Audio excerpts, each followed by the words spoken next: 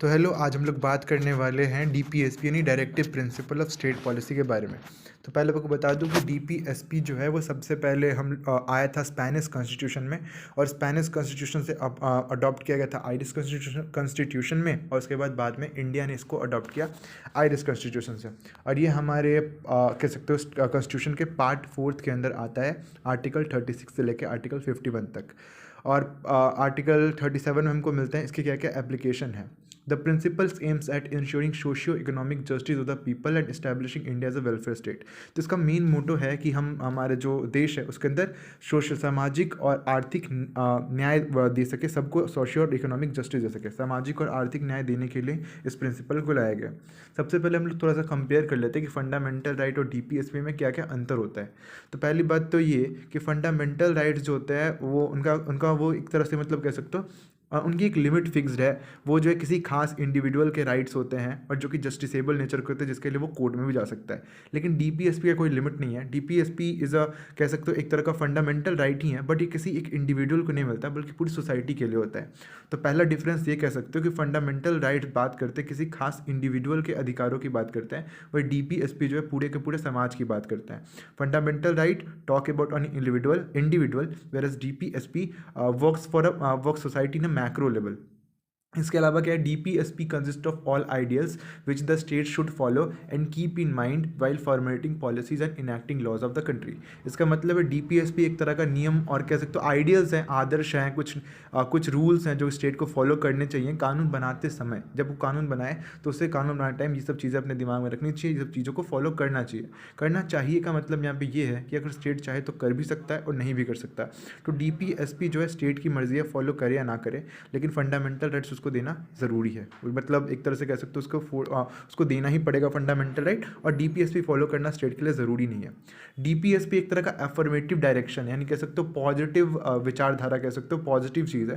यानी ये डीपीएसपी जो है स्टेट को रूल्स एंड रेगुलेशन बताती है, आदर्श बताती है, जिस आदर्शों पर उसको चलना चाहिए, जिस आदर्शों पर देश को चलना चाहिए।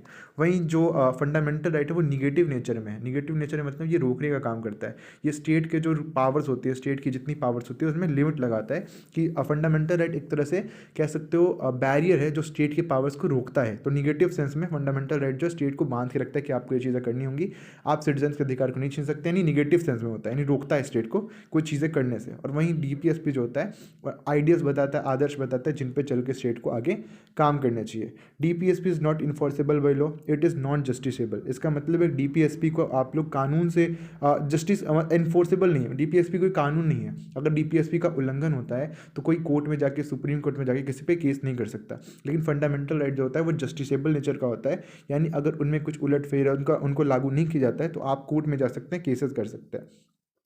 तो डीपी और इसके अलावा ये है कि हम लोग बार बार समझ लेते हैं कि डीपीएसपी जो है फंडामेंटल राइट्स के सबऑर्डिनेट है या उससे कमज़ोर है, बट ऐसा बिल्कुल भी नहीं है। डीपीएसपी जो है वो फंडामेंटल राइट्स के साथ हैंड टू हैंड कह सकते हैं, यानी साथ साथ चलता है, यानी दोनों ही सेम इंपॉर्टेंस की चीज़ें हैं।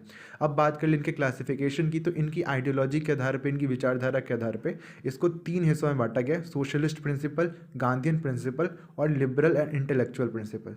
सबसे पहले हम लोग बात करेंगे सोशलिस्ट प्रिंसिपल की। सोशलिस्ट का मतलब ही होता है जो सामाजिक, आर्थिक और राजनीतिक न्याय की बात करें, यानी सोशियो इकोनॉमिकल पॉलिटिकल इक्वालिटी की बात करें।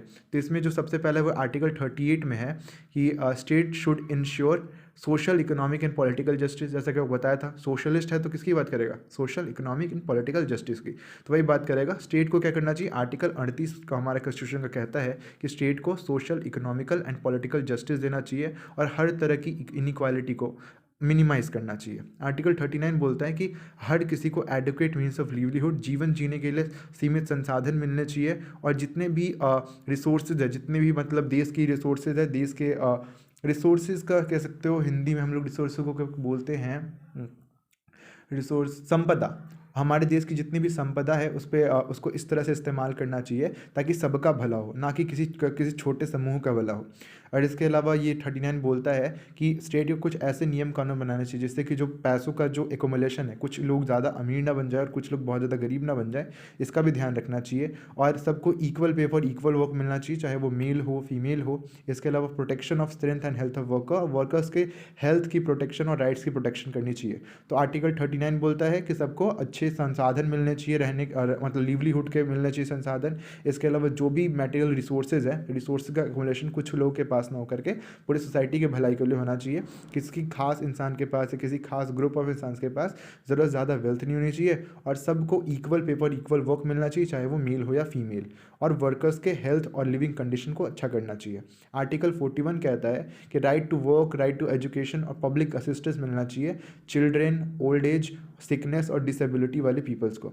आर्टिकल 42 बोलता है कि मतलब महिलाओं के लिए वर्किंग कंडीशन में, महिलाओं के लिए वर्क करते वक्त मैटरनिटी लीव की सुविधा होनी चाहिए। आर्टिकल 43 बोलता है कि वर्कर्स के लिए एक मिनिमम वेज की व्यवस्था होनी चाहिए ताकि उनको अच्छे सा जीवन मिल सके, डिसेंट स्टैंडर्ड ऑफ लिविंग मिल सके। आर्टिकल 43 ए बोलता है स्टेट को कुछ ऐसे स्टेप्स लेने चाहिए, ऐसा कुछ कदम उठाना चाहिए जिससे कि महिलाओं का पार्टिसिपेशन इंडस्ट्रीज़ में अलग अलग क्षेत्रों में बढ़े। इसके अलावा आर्टिकल 47 बोलता है कि रेज ऑफ न्यूट्रिशन लेवल, कुछ ऐसे चीज़ें करनी चाहिए जैसे कि आप कुछ ऐसे नियम कानून इस्टेब्लिश करना चाहिए जिससे कि लोग का स्टैंडर्ड ऑफ लिविंग बेहतर हो, सबको न्यूट्रिशन मिले, खाने का संतुलित आहार मिले सबको। तो ये थी कुछ सोशलिस्ट प्रिंसिपल। अब लोग बात करेंगे गांधीयन प्रिंसिपल्स की। तो आर्टिकल 40 बोलता है कि हम लोग को विलेजेस को पंचायत में ऑर्गेनाइज करना चाहिए ताकि वो एक सेल्फ गवर्निंग यूनिट के तौर पे काम करे, यानी लोकल सेल्फ गवर्नमेंट होना चाहिए। विलेजेस को पंचायत के फॉर्म में ऑर्गेनाइज करना चाहिए। आर्टिकल 43 बोलता है कि हम लोग को कॉटेज इंडस्ट्री यानी छोटे स्केल के जो इंडस्ट्रीज़ हैं उनको प्रमोट करना चाहिए। आर्टिकल 43 भी बोलता है हम लोग को democratic control, professional management, cooperative societies जो होती हैं गांव में लोगों के बीच, जो कोऑपरेटिव सोसाइटी यानी उनके अपने ऑर्गेनाइजेशंस को प्रमोट करना चाहिए। आर्टिकल 46 बोलता है promote educational economic interest of weaker section, यानी जो गरीब दबे कुचले लोग हैं, SC STs, मतलब जो वीकर सेक्शंस हैं या फिर महिलाएं हो गई जिनका भी ऑपरेशन हुआ है, उन लोग के बीच एजुकेशन को और इकोनॉमिक इंटरेस्ट को, काम करने की चीज़ों को आगे बढ़ाना चाहिए। आर्टिकल 47 बोलता है पब्लिक हेल्थ पे ध्यान देना चाहिए, पब्लिक हेल्थ केयर पे। आर्टिकल 48 बोलता है कि काउस, काल्व्स यानी गाय, बछड़े या हर तरह के जानवर जो कि दूध देने का काम करते हैं, मिल्क जानवर का मतलब जिनसे दूध प्राप्त होता है, उन सब का स्लॉटर पे, उन सब के मतलब मारने पे बंदी होनी चाहिए, मतलब बंद कर देना चाहिए उन लोग को मारना। अब हम लोग बात करने वाले लिबरल इंटेलेक्चुअल प्रिंसिपल के बारे में। लिबरल इंटेलेक्चुअल प्रिंसिपल्स के में आर्टिकल 44 बोलता है कि हम लोग को यूनिफॉर्म सिविल कोड होना चाहिए पूरे कंट्री में सबके लिए। इसके अलावा आर्टिकल 45 बोलता है कि सब early childhood care and education, जितने भी बच्चे हैं 6 साल की उम्र तक सबको फ्री चाइल्डहुड केयर देना चाहिए, गवर्नमेंट की तरफ से मेडिकल सुविधाएं उपलब्ध कराई जानी चाहिए और एजुकेशन की सुविधा दी जानी चाहिए। आर्टिकल 48 बोलता है कि जितने भी एनिमल हस्बेंड्री है, जानवरों के डॉक्टर्स हैं या फिर एग्रीकल्चर में जो उपकरण इस्तेमाल होते हैं उन सबको साइंटिफिक बेसिस पे अपडेट करना चाहिए। आर्टिकल 48 बोलते हैं कि हम लोग को इन्वायरमेंट पे ध्यान देना चाहिए, इन्वायरमेंट को इम्प्रूव करना चाहिए और वाइल्ड लाइफ प्रोटेक्शन पे ध्यान देना चाहिए। आर्टिकल 49 बोलता है कि स्टेट को अपने जो मॉन्यूमेंट्स हैं, अपने ऐतिहासिक धरोहरों को प्रोटेक्ट करना चाहिए। आर्टिकल 50 बोलता है कि एक सेपरेट जुडिशियरी होनी चाहिए, मतलब जुडिशियरी को एग्जीक्यूटिव से सेपरेट रखना चाहिए, दोनों को मिलाना नहीं चाहिए। मतलब ऐसे नियम कानून बनाए जो कि जुडिशियरी को इंडिपेंडेंट रखे, जुडिशियरी को ऐसा ना बना दे जो कि एग्जीक्यूटिव के बाद, मतलब एग्जीक्यूटिव के सबऑर्डिनेट ना बना के उसको इंडिपेंडेंट बनाए। आर्टिकल 51 बोलता है कि इंटरनेशनल पीस और सिक्योरिटी के लिए हमारा देश हमेशा इंटरनेशनल पीस और सिक्योरिटी के लिए काम करे और उसके फॉरेन पॉलिसी में दिखे, ना कि किसी मतलब निगेटिव पर्पस के लिए काम करे। अब हम लोग अमेंडमेंट की बात कर ले तो देखा जाए तो सबसे मेजर अमेंडमेंट जो DPSP में हुआ था वो था 42nd कॉन्स्टिट्यूशनल अमेंडमेंट जो कि 1976 में हुआ था। इसमें कुछ चेंजेस किए गए थे। 39A जो आर्टिकल है उसमें चेंज करके वहाँ पे गरीबों को फ्री लीगल एड देने की बात की गई थी, फ्री सुविधाएं देने की बात की गई थी। इसके अलावा आर्टिकल 43 के अंदर वुमेंस के पार्टिसिपेशन को बढ़ाने पर ध्यान दिया गया था और 48 के A के अंदर उनके इन्वायरमेंट को यानी पर्यावरण को बचाने को प्रमोट करने के लिए किया गया था संशोधन। इसके अलावा 44वां संशोधन हुआ था। हाँ, 44वां संशोधन 1978 में हुआ था, which declares that the state is particular shall strive to minimise economic inequalities, income and eliminate inequality in status. वही चीज़ है कि स्टेट को क्या करेगा, स्टेट जो है जितना हो सके आर्थिक जो असमानता है उसको दूर करने की कोशिश करेगा। इसके अलावा आपको पता है 44th अमेंडमेंट 1978 के तहत ही राइट टू प्रॉपर्टी को फंडामेंटल राइट की लिस्ट से हटाया गया था।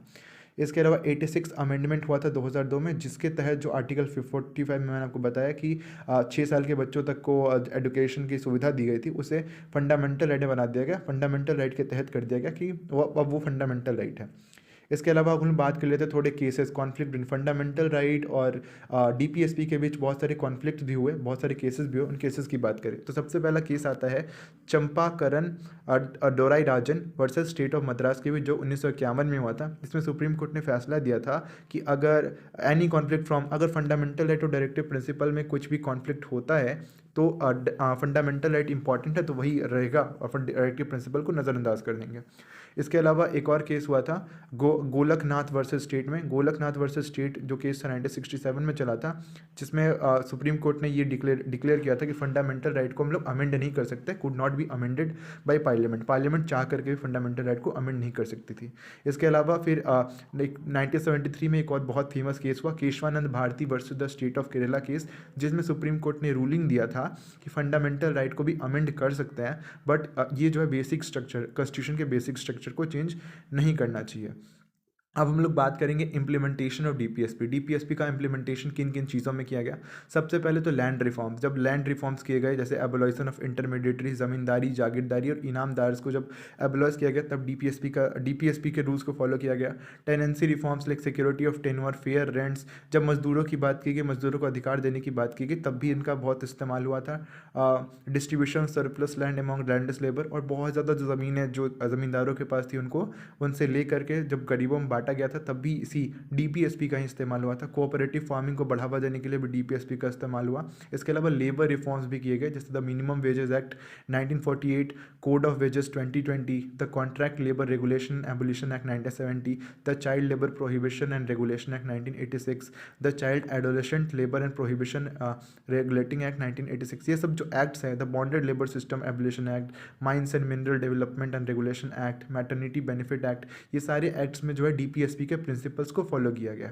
पंचायती राज सिस्टम जो आया था 73rd कॉन्स्टिट्यूशनल अमेंडमेंट 1992 में भी, इसमें भी जो है डीपीएसपी के सिस्टम के रूल्स रेगुलेशन का फॉलो हुआ। और कॉटेज इंडस्ट्री को बढ़ावा देने के लिए आर्टिकल 43 जो बोलता है, उसके तहत बहुत सारे ऑर्गेनाइजेशन बनाए गए, जैसे khadi and village industry commission बनाए गए, all India handicraft board, silk board बनाए गए। इसके अलावा देखें तो एजुकेशन को बढ़ावा देने के लिए आर्टिकल 45 जो बोलता था, उसको सीधे फंडामेंटल राइट बना दिया गया था, अब ताकि 14 साल से नीचे के जितने बच्चे सबको एजुकेशन फ्री मिल सके।